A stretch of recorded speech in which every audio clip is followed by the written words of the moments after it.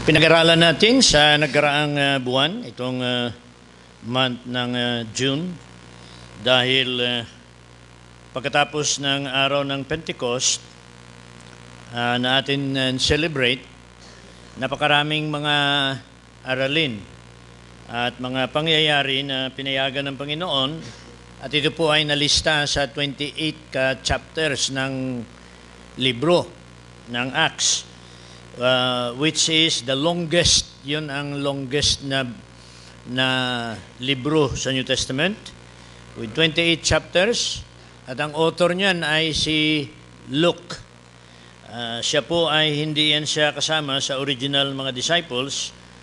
Pagkatapos siya po ay isang Gentile, hindi siya lang ata ang nakapasok na sa New Testament na writer na Gentiles.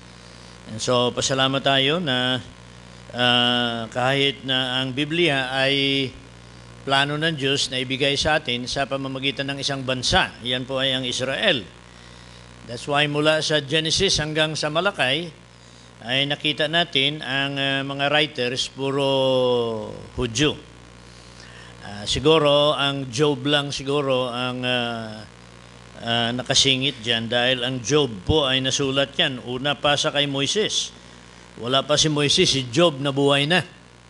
Kaya yung event na nalista sa Job ay binigayan ng Panginoon para na mayroon tayong isang representative na Gentile din. Kasi wala pa si Abraham, and therefore wala pa yung Jewish nation. So may isa tayo na book sa Biblia, sinulat ni Job, na siya po ay hindi Hudyo. At mahalaga yun. Dito naman sa New Testament ay may dalawa tayong aklat, at yan po ay ang Luke, Gospel of Luke, at saka Acts. At yan po ay sinulat yan ni Dr. Luke, nakasama ni San Pablo sa kanyang second missionary journey at saka sa third. Pero maraming alam niya kahit na hindi siya kasali sa first missionary journey, siya pa rin yung bigay ng maraming informasyon tungkol sa church.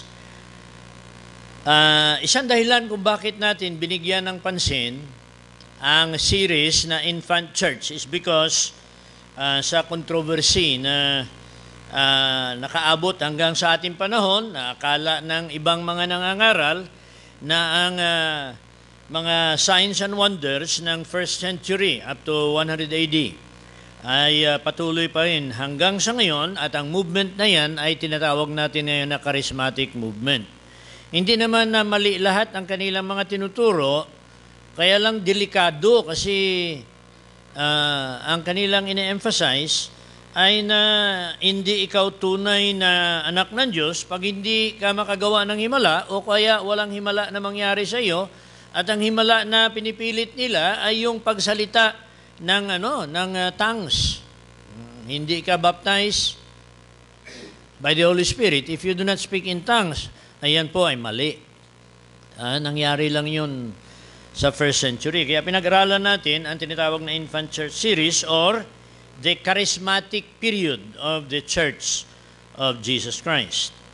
At nakarating na tayo sa Acts 12, yung pagpatay sa kay James.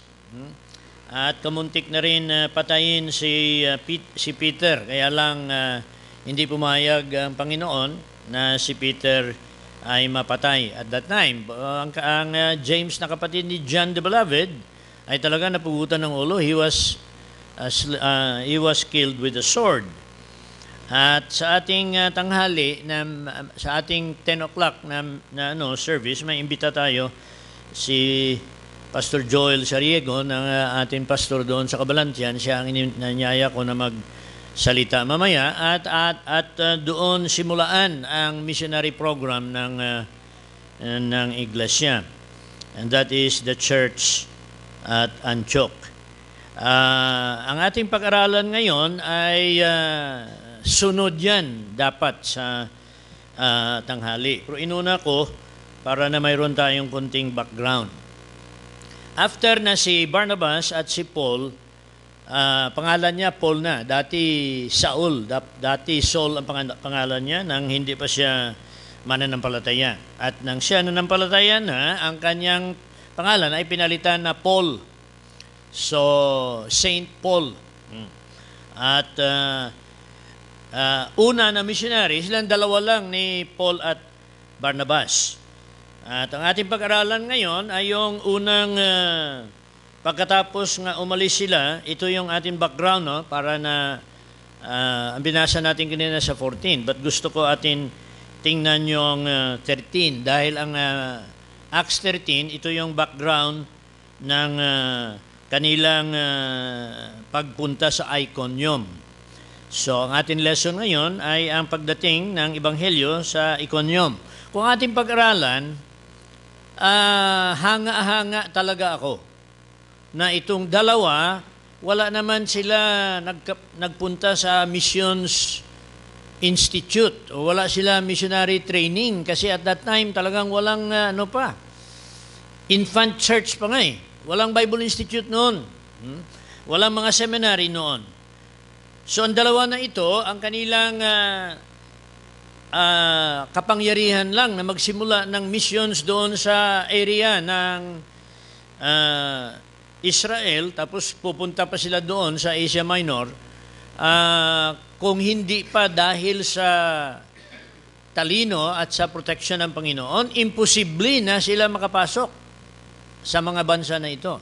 Iba-ibang bansa ang pinuntahan eh. Sa katunayan, bago sila makapunta sa Iconium, kunting background lang at madali naman ninyo ito sundan. Kung tingnan natin dito ang kung ito yung mapa ng Mediterranean, ilagay natin na ang Mediterranean ay dito sa ilalim nitong flag na to, hasta doon sa may yung holiness and righteousness ni Jesus Christ. Yan ang Mediterranean dito. I-picture ninyo na ang Palestine dito. At ang Antioch of Syria ay dito, sa kanto. Yan ang pinanggalingan, doon una natawag ang Christians na, ang mga mananampalataya na Christians doon sa Antioch. May dalawang Antioch. Ang isang Antioch sa Syria at may isang Antioch doon sa Pisidia, doon sa ilalim na, sa taas ng Mediterranean. Doon sa Turkey na. So may Antioch doon at saka may Antioch dito. Somewhere here is Cyprus. Ang Cyprus ay isla dito sa ilalim na sa may Mediterranean. Yan ang pinakamalapit na isla sa gitna ng Egypt. Ang Egypt dito sa baba. Okay, so picturein natin yon. You have Turkey sa taas or Asia Minor. You have Syria dito sa taas. At ang Syria ay una yan na nakaabot doon ng ebanghelyo at pagkatapos sa Jerusalem doon sa Syria. That's why there is a church, the church in Syria is known today as one of the oldest. Mayroon silang tinatawag na Syriac na Bible. Ang Syriac na Bible ay translation ng Biblia sa Syrian language. At yun din ang Syria ngayon na gulo ngayon. Diyan ang galing ang Christianity. Kaya malungkot na yung isang area na dati ay naabot ng ebanghelyo, nawala ang ebanghelyo at sa ngayon talagang pinapatay na nila yung mga Christians doon. At of course, ang mga Christians doon ngayon ay Katoliko na. They are not evangelical Christians anymore. Napalitan na kasi dahil hindi naging maingat sa doktrina eh. Alam nyo, isang daan lang ang taon na dumaan. Pagkatapos magbago somewhere in between, ika-50 magbago yung doktrina, iba na yung itsura ng simbahan. Pasalamat tayo that we are 2 years away from our 90th anniversary. At ako po ay nagpapasalamat na kung ano ang paninindigan ng lahat ng mga kasamahan natin mula pa ng 1928, lipat-lipat yung 4 ka-Amerikano ng mga pastors, pagkatapos si Pastor Ormeo, pagkatapos sa ating panahon, walang pagbabago sa ating doktrina. We are still the same church that was started in Claro im Recto. Doon tayo na simula sa Recto ng 1928. Tapos nalipat sa Padre Paura. Pagkatapos naalis sa Padre Paura, nalipat dito sa Project 6. So, ilang beses man kayo palipat-lipat, ilang beses man ang mga leaders magbabago, basta maingatan lang ang doctrine, ang ethics, ang methods, message, basta maingatan ng lahat as ng priority, ay masigurado natin na maabot natin ng 100 years, 200 years, 400 years, 1,000 years, hindi pa rin magbabago. Kaya ito yung nangyari din sa ating sa una. So from Syria, si San Pablo at saka si Barnabas ay ang una nila na pinuntahan ay ang Cyprus. Kasi sa Cyprus, ang Cyprus ay hometown, home island niya ni Barnabas. Hindi kay San Pablo. San Pablo doon sa Tarsus lumaki. Doon niya malapit na sa unahan ng Lebanon, sa north na. Pag-abot nila ni San Pablo sa Salamis, tapos Paphos, itong dalawa na yan ay andyan yan sa area ng Cyprus. Pagdaan nila doon, nag-join si John Mark. Kasi si John Mark, bata pa yun teenager pa yun si John Mark at that time. Siguro sa risks na kanilang mahirap din natin magbiyahe nga dalawa lang kayo. Pero much better than isa ka lang. So, nag-join si John Mark sa kanila pagdating nila sa Cyprus. Pagkatapos galing sa Cyprus, dumiretso sila sa Perga. Perga is mainland na ng Asia Minor. Pagdating nila sa Perga, hindi siguro nakatiis si John Mark, umuwi. So, siguro kinausap niya na mabuti kung sasama siya kung hindi, pero sumama siya, uncle niya si Barnabas.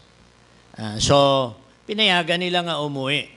Marunong naman siguro umuwi kasi isang round trip man lang So, ang barko siguro na sinakyan nila, doon, yun din ang barko nga, Kaya maintindihan din natin kung minsan nga, kung isipin mo talaga, hindi naman masyadong malaking krimen yun na nagsama ka, akala mo kaya mo pagkatapos umuwi. Pero yung pag-uwi ni John Mark ay talagang nagiging problema yan sa kay San Pablo. Kaya sa second missionary journey, nag-away yung dalawang matanda. Ang pinag-awayan nila, ito si John Mark. At naghiwalay sila.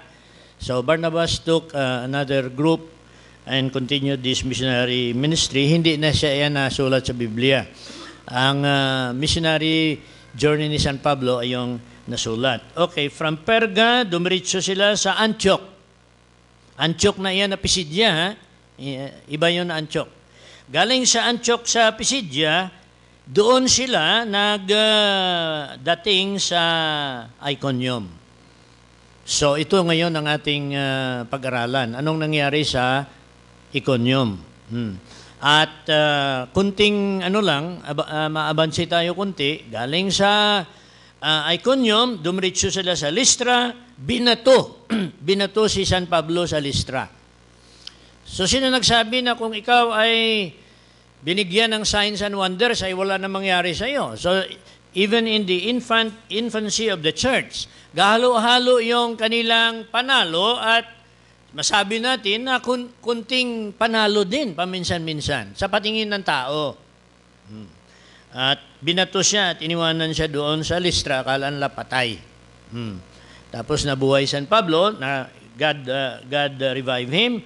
Pagkatapos dumiretso sila sa Derbe, pagkatapos galing sa Derbe, binalikan naman nila lahat. Bumalik sila sa Listra, bumalik sila sa Iconium, pagkatapos bumalik sila sa Antioch, pagkatapos galing sa Antioch, umuwi na sila. Balik sa Antioch na naman ulit sa Syria. Yon ang first missionary journey nila. At tinitingnan ko ito, sabi ko, para sa dalawang tao na mag-ikot para magturo ng ebanghelyo na walang, sabihin natin, walang security sa kanilang pag-ikot-ikot. Iyan lang ay malaking patunay na ang grasya ng Diyos at ang pangako ng Diyos to go into all the world and make disciples of all nations. At sabi ng Panginoon, baptizing them in the name of the Father, ituro itong 7 truths and then baptize them. Pagkatapos, teaching them all things whatsoever I have commanded you. At ang all things ito ay yung nasali na sa New Testament. Matthew hanggang Revelation, ituro yon.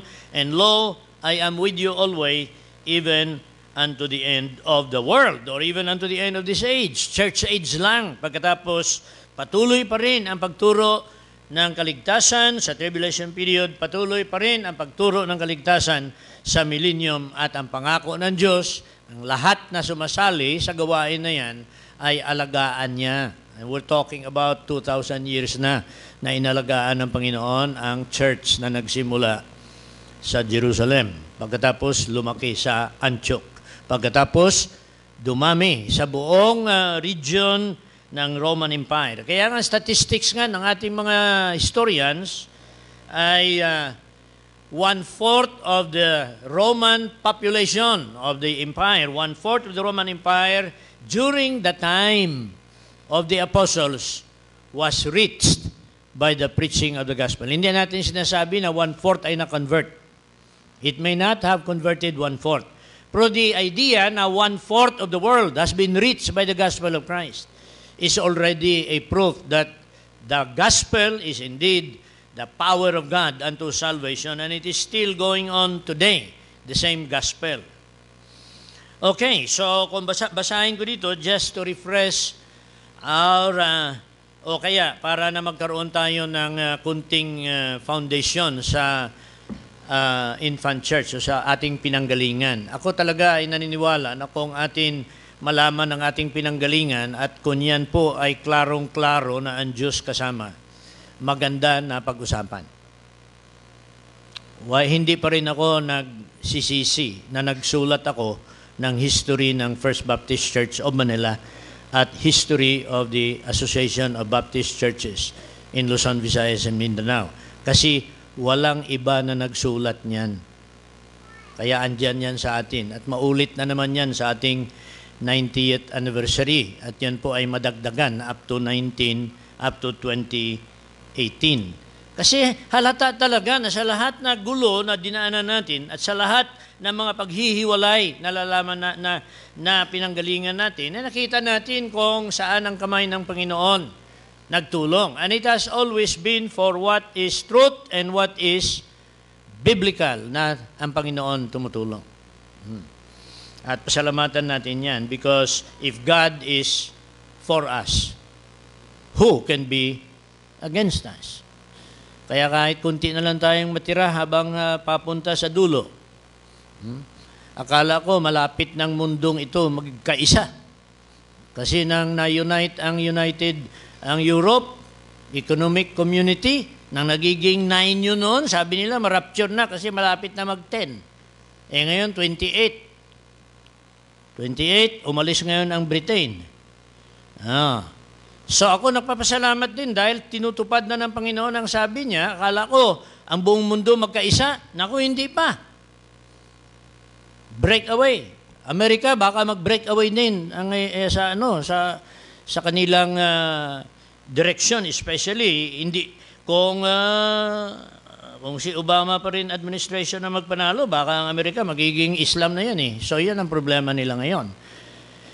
Pero ang sabi ng Panginoon, huwag kayo magmamadali na darating na ako dahil God is not willing that any should perish, but that all should come to repentance. So any move today, kahit itong climate change na ito, huwag tayo masyadong maniniwala dyan dahil climate change is not going to alter the program of Jesus Christ. Mayroon pa kasing tribulation period. Mayroon pang millennium eh. Bakit tayo matakot na ang mundong ito masisira? Dito sa Biblia, may 1,000 pa tayo na iniintay na panahon na lalong mas maganda yon na panahon dahil si Kristo na mismo ang maghari at ayusin niya itong global problema niya ito. It will be a global reign of righteousness and justice under Jesus Christ. Dito sa Acts 13, when they departed from Perga, they came to Antioch in Pisidia and went into the synagogue on the Sabbath day and sat down. And when the Jews were gone out of the synagogue, ito sa 13, the Gentiles besought that these words might be preached to them the next Sabbath. Ang ibig sabihin, pagdating nila ni Barnabas at ni Paul doon sa Antioch, dito of Pisidia, at pumunta sa synagogue, halo-halo yung mga tao na nakinig doon, Gentiles at mga Hudyo. Pero ang nangyari, yung mga Gentiles ang more interested. They were more interested with the message of the gospel than the Jews. So now when the congregation was broken up, pagkatapos ng turo nila, many of the Jews and religious proselytes followed Paul and Barnabas, who, speaking to them, persuaded them to continue in the grace of God. Okay, so ang nagiging responsive doon ay yung mga Hudyo na naligtas at mga Gentiles na nakikinig. Sa sunod na Sabbath, another week, they came and almost the whole city together to hear the word of God. This was in the previous chapter. And when the Jews saw the multitudes, instead na sila po ay matuwa, they were filled with envy and spake against those things which were spoken by Paul, contradicting and blaspheming. Walang ginawa kung hindi oppose ang ginawa ng mga Hudyo.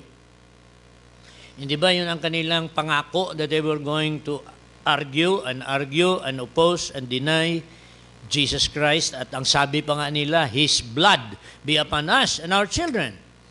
So makita natin dito na pakunti, paiksi ang panahon na darating at ang Hudyo ay totally alisin sila ng Panginoon sa programa niya. Tayo papasok ngayon. The Gentile church ang papasok. Then Paul and Barnabas waxed bold and said, kailangan sana, it was necessary that the word of God should first have been spoken to you. But seeing ye put it from you, and judge yourselves unworthy of everlasting life, lo, we turn to the Gentiles. Hanggang dito na lang kami. Mabuti na yan ay may naligtas doon sa upper room, mga Hudyo 120. Pagkatapos, Day of Pentecost, may nadagdag na 3,000. Hudyo pa rin yun. Another week, may nadagdag na 5,000. Mga Hudyo pa rin yun. But after that, mahirap na ang Hudyo na maligtas. Makita natin sa Book of Acts, most of the people who became part of the latter part of the church, ang infant church, it was filled in the latter part with Gentiles hanggang sa ngayon. Yan ngayon na ang Church of Jesus Christ is for the Jews and Gentiles, at siya ngayon mas marami pang Arabo na nagiging bahagi ng Christian church. Mas marami pa. There are more Arabs and Muslims that are becoming Christians today than there are Jews becoming Christians. Talagang nanatili sila sa kanilang religion. And so, dumating tayo sa Iconium. It came to pass in Iconium, nang dumating sila doon, kasi dito sa verse 15 ng 13, bantayan natin ito kasi itong term na ito dito ay palagi natin naririnig ito hanggang sa ngayon. But the Jews, sa 50 of Acts 13, but the Jews stirred up the devout and honorable women and the chief men of the city and raised persecution against Paul and Barnabas and expelled them out of their coast. Basta area ng Hudyo, ayaw na. Umalis na sila. And 51, but they shook off the dust of their feet against them and came into Iconium. So, ang halos huling grupo ng mga Hudyo na pinuntahan nila sa first missionary journey pa lang ay halata na tinanggihan ng mga Hudyo ang Ebanghelyo. Malaking pananagutan niya ng mga Hudyo yung ginawa nila. But of course, ang maparusahan niyan sa impyerno ay yung talagang hanggang namatay ay hindi nanampalataya. Sa ngayon naman, may mga iba naman ng mga Hudyo na nagiging ligtas. And so the disciples were filled with joy and with the Holy Ghost. Now ngayon sa Iconium naman, they went both together into the synagogue of the Jews and so spake that a great multitude both of the Jews and also of the Greeks believed. Buti na lang, pagdating nila sa Iconium, ang percentage ng nakinig ay halos para-parehas na. So mabuti sa Iconium may mga Hudyo na naligtas. At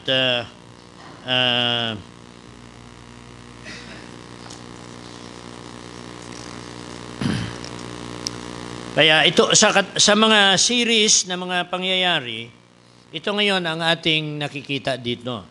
4 na bagay ang ating pag-aralan. Pagdating nila sa Iconium, nagturo sila, many believe. 1.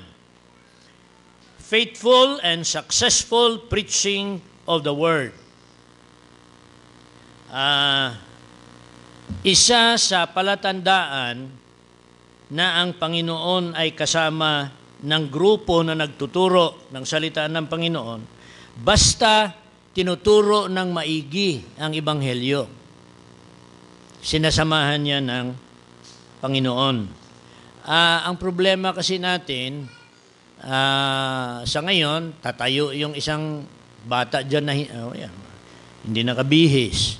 Tatayo dyan sa ilalim ng MRT, tapos magdala ng offering plate. Tapos sisi kayo kay darating ang impyerno. Ganon na mga balita.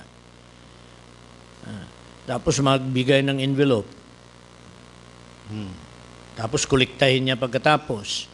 Yan ba ay kapangyarihan ba ng Diyos yun? Kaya kahit si Soriano, galit dyan eh. Totoo naman eh. Pinapahiya mo lang yung Ebanghelyo dyan. Kaya anong ginagawa natin? Dito sa atin, naghahanap tayo ng isang pamilya na gusto makinig ng salita ng Panginoon. Pagkatapos, pupunta tayo doon kahit linggo-linggo lang pupuntahan natin at tuloy-tuloy yung pag-aral dyan. Kung minsan umaabot mga 3 taon. Okay, kung minsan mahigit pa. Hasta na maklaro ang pagturo ng Ebanghelyo. Pag sa isang lugar, iklaro mo ang pagturo ng Ebanghelyo, kahit maliit lang yan na grupo dyan, ay mapatuloy yun. Pero kung hindi klaro ang pagpaliwanag ng Ebanghelyo, kaya ubos natin ito. Si Kristo Diyos. Tagapaglikha. Pag hindi kayo maniwala niyan, alis kami. Shake off the dust. Tapos pinanganak siya. Nagkatawang tao siya. Pinanganak. Diyos nagkatawang tao. Diyos, tao din. Sama yung katotohanan na yun ay sinasamahan niya ng Panginoon. Pag ang tao na tinuturuan mo ay hindi makapaniwala niyan, ang ibig sabihin, wala. Hindi niya pinapakinggan ang Espiritu ng Diyos. So he who rejects the deity of Christ, he who rejects the incarnation, and he who rejects the Trinity, shake off the dust that is in your feet. Dahil sayang. Sayang na gastusan mong panahon para magpunta dyan sa mga tao na ayaw na si Kristo Diyos at ayaw na si Kristo pinanganak ng berhin. Ayaw din na siya ay nilibing at nabuhay muli. Ayaw din. So why continue to teach? Kaya yun ang nakita natin dito. Many Jews believe. This is the one test of true preaching. Number 1, ang katotohanan ba na naturo mo ay nakaabot sa kanilang pag-unawa at naggalaw ng kanilang konsensya na sabi nila, mali pala itong ating pananampalataya. That is what happened dito sa Iconium. First time na narinig nila ang Ebanghelyo doon sa kay San Pablo at kay Barnabas, iniwanan na nila kaagad ang kanilang previous na mga reliyon. And so they did that. Ganon yan. It came, sa verse 1, nasabi doon, they came together. Greeks and Jews believed. At siguro isa pa, ebidensya na ang Diyos ay kumikilos sa atin mga ginagawa, ay ang batas ba ng Diyos sa moralidad. Yung kanyang ethics, ang pinagbabawal ng Diyos at ang inuutos ng Diyos, ay pinapakinggan ba ng mga tao na tinuturuan natin? Kasi ngayon, mahirap na magturo ng katotohanan dahil ang mundo ay nag-o-object.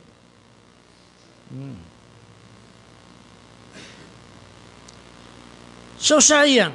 Sayang. Pagkatapos na ituro mo kung sino si Jesus, pagturo mo na kung ano ang gagawin ng tao para siya maligtas, ano naman ang gagawin ng tao para siya lumago sa gawain ng Panginoon. Iwasan yung mga pinagbabawal.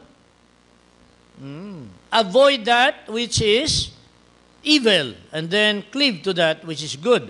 Kung ang ating pangaral ng mga batas ng Diyos, lalo na ang moral laws, may moral laws, may dietary laws. Sabagay, ang dietary laws nagiging problema yan dahil sa kultura ng tao. But lalong mas mabuti kung pakinggan natin as ng dietary laws. Tayo na mga matatanda na, kung hindi tayo maniwala, sige kayo kain ng karne ng... Ako, kumain ako ng isang araw, nagbili si Bindong naman ng litsong kawali. Nahiwa-hiwa pa naman. Tapos ara siya sa tabi ko, kumakain. Mabuti siya dahil wala pa siya 40. Ako 74 na. Kumain ako 2 slice lang. Sumakit ka agad yung aking kinabukasan. Sakit ka agad yung aking ankle. May mga bagay na sinasabi ang Panginoon na iwasan. Kaya lang, kung ano ang binabawal ng Diyos, yun talaga ang gusto ng tao. At ang inuutos ng Diyos, iniwasan. Pag may kongregasyon sa gawain ng Panginoon, na ganun ang kanilang ugali, ang ibig sabihin, ang ating pangangaral ay hindi pinapakinggan, at therefore, God is not with us if we do not listen to His moral laws. Lalo na sa panahon na ito. Ngayon, believe ako sa mga tao nag-surrender. Dati hinahanap, hindi mo makita.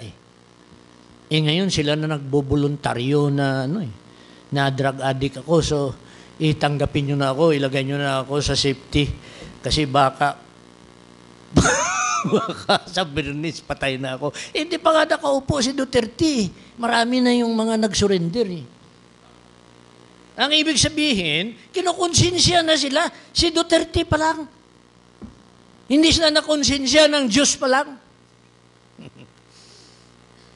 Ebidensya ng faithful and successful preaching of the Word.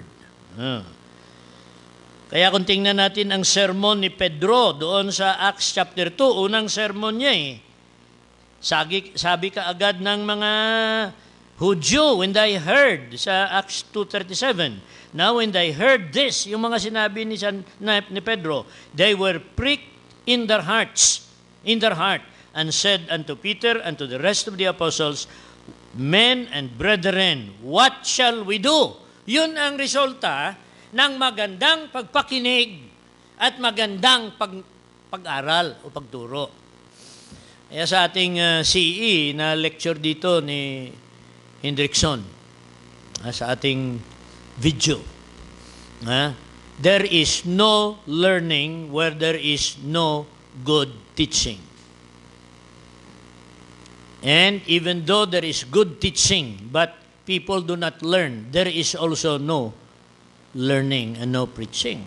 Kailangan mabuti ang pagturo at mabuti rin ang nakikinig. So, both the teacher and the pupils are under the control of God.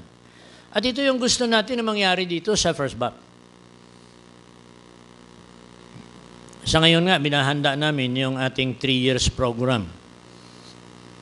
May programa tayo na 3 years because somewhere in May or June in 2018, kung buhay pa kami, we will celebrate our 90th anniversary. At simula na tayo next month sa ating celebration. Lahat kayo will give your written testimonies of how you became saved. Listahin ninyo yung lahat ng mga pinanggalingan ninyo na lugar dito sa Pilipinas o outside the Philippines. Ilagay ninyo yung mga lugar na kung saan kayo na-expose sa Ebanghelyo. Pagkatapos sabihin ninyo kung sino yung mga tao na ginagamit ng Panginoon doon hanggang nakarating kayo dito sa Project 6. We will edit that and compile it and we'll come up with a book dito sa 2018. 18. Kaya i-pray ninyo na buhay pa kami at that time. Sa bagay, siguro baka buhay pa 2 years. Kaya lang hindi natin, 2 years is too long. Hindi natin masigurado yun eh. Hindi natin. But we will do that. Okay, sabi niya, sila na mismo ang nagtanong kung anong gagawin nila. Kaya ang sabi ni Pedro dito, repent and be baptized, everyone you in the name of the Father for the remission of sins, and ye shall receive the gift of the Holy Spirit. Okay. Sa Iconium, pasalamat tayo dahil ang mga tao nakinig. But as soon as people got saved, ito na ang sumusunod, and we always can expect that. Opposition. Aroused. Pagkatapos, hindi lang talaga naging mabigat. Where the work of God exists, then we can expect opposition. Kaya nang tinatanong ako ng ating mga kasamahan dito sa Project 6, sabi nila, Pastor, kailan pa kaya tayo magkaroon ng simbahan na wala na problema? Kailan kaya? Hindi, wala. Hasta katapusan natin. Hasta sa rapture. Rapture lang ang magtapos ng problema natin eh. Kaya kung ikaw may problema dahil mahal mong Diyos, mahal mong doktrina ng Diyos, mahal mo yung moralidad na tinuturo ng Diyos, mahal mong gawain ng Diyos, mahal mong programa ng Diyos. Pagkatapos, inuusig ikaw. Mabuti yun. Kaya ito mga split-split sa mga simbahan, okay yun. We should be used to that. Kasi hindi naman pwede na kahit hindi kayo nagkakasundo, ay sige lang dahil wala na, hamper ang programa. Hindi balik ko ng kalaban natin galing sa labas, wag lang dito galing sa loob. And therefore, God has a way of taking care of that. Ang ginagawa ng Panginoon ay nililipat niyang iba sa ibang niyang gawain para makapatuloy sila doon, lingkod para sa Panginoon, pagkatapos maiwasan yung unnecessary na mga squabble sa loob ng iglesia.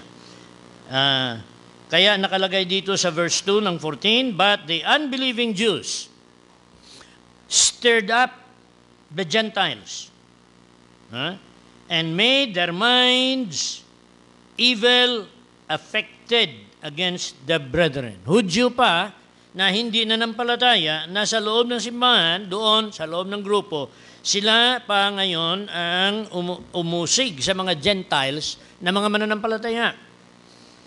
At ang nakalagay dito, made their minds evil affected. Ibig sabihin, ginawa nila or they defiled the minds and hearts of the believing brethren. At ang ginawa nila ni San Pablo dito at they stayed a little longer. Kaya sa verse 3, sabi ni San Pablo, sabi dito ng ating historian, long time, therefore, both they speaking boldly in the Lord, which gave testimony unto the word of His grace, and kasama dyan are the signs and wonders that were done by their hands. Talking about Paul and Barnabas. So nakita natin dito na kasama sa opposition ay ang kasama din ng kapangyarihan na bibigyan ng solusyon ang kanilang mga problema. Kaya lang, sa verse 4 naman, ang nakita natin dito, still talking about the opposition, but the multitude of the city was divided. Part held with the Jews and part with the apostles. O dito na. Sa Iconium, nagsimula na. Doon sa Antioch, sa Pisidia, nagsimula na rin. Ngayon, nagsimula na rin dito, nagkaklaro na ngayon ang who are for Judaism and who are for Christianity. Ang ibig sabihin, hindi talaga pwede na haluin mo yung mga Hudyo na nanampalataya sa reliyon ni Moses unless natanggapin nila ang religion ng Christianity nga andyan sa New Testament. So, kinakailangan tanggapin mong old, tanggapin mo rin ang new, hindi kaya hiwalayin yung dalawa. Okay, so, klaro na. And so,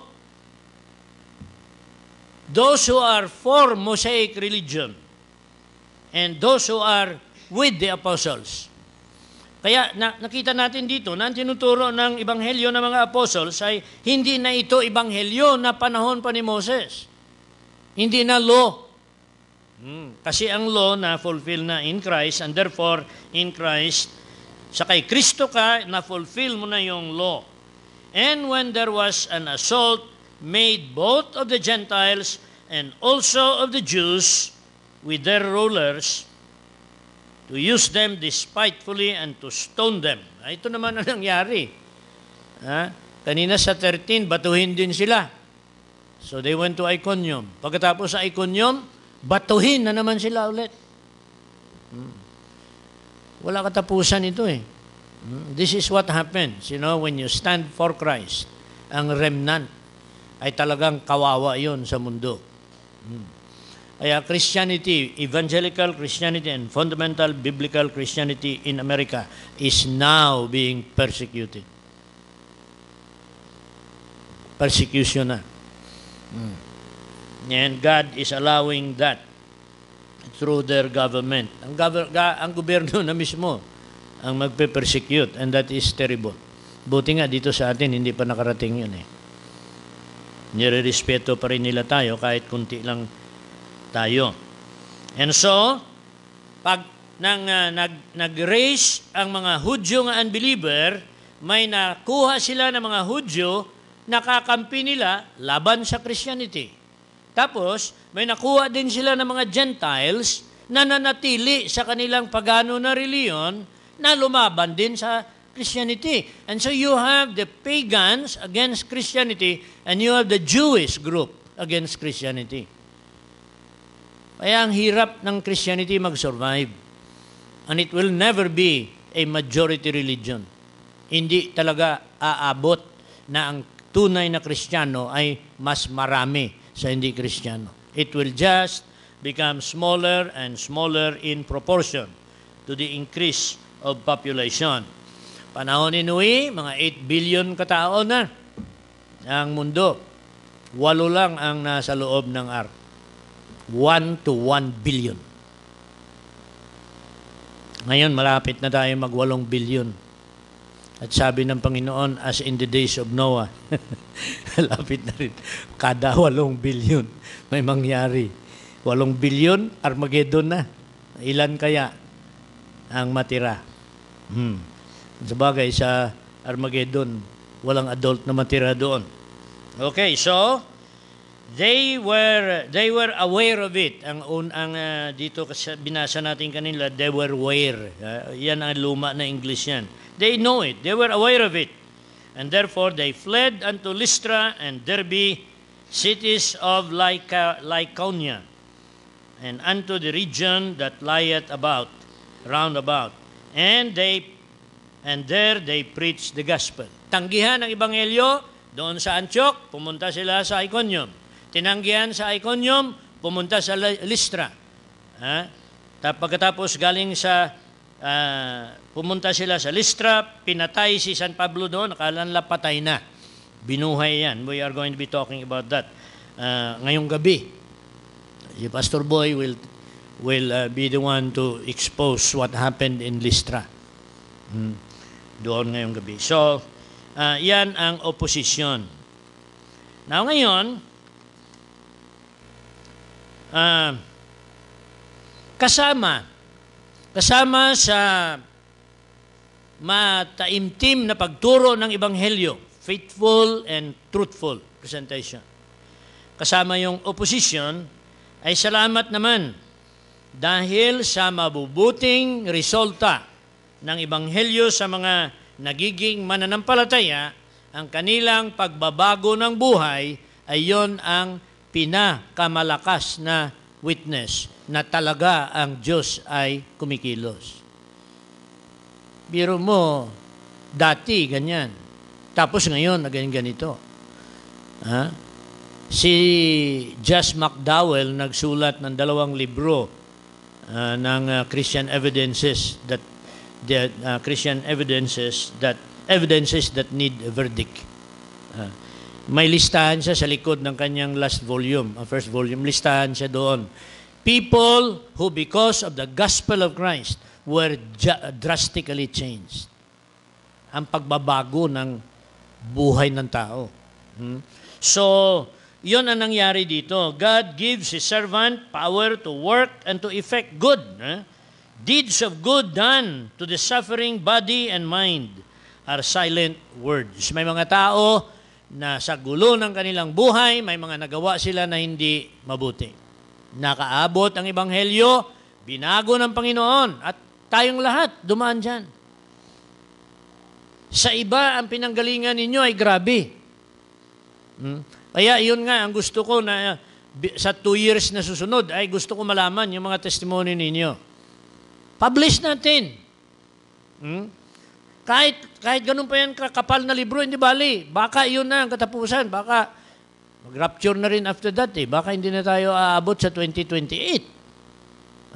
Because 2028, 100 years na ang first bap. At sigurado wala na kami dyan. 2028. Wala na. Pero itong 2019, I hope to be around, the Lord willing. Okay. So, ang ginagawa ng Panginoon, just as true words are spiritual deeds. We do not look for miracles anymore. Tapos na yon.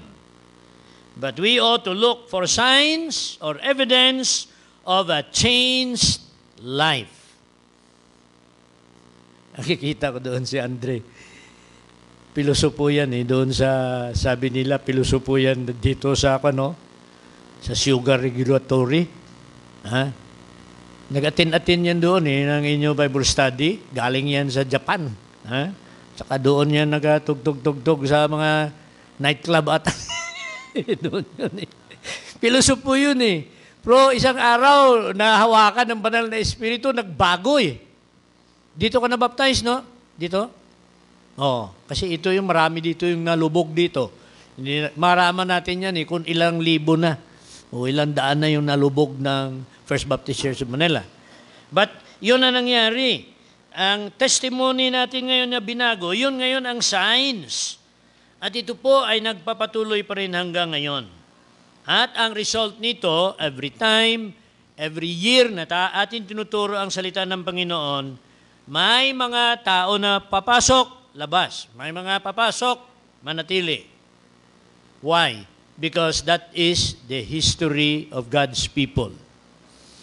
It expands a little bit, and then it reduces again, expands a little bit, and reduces again.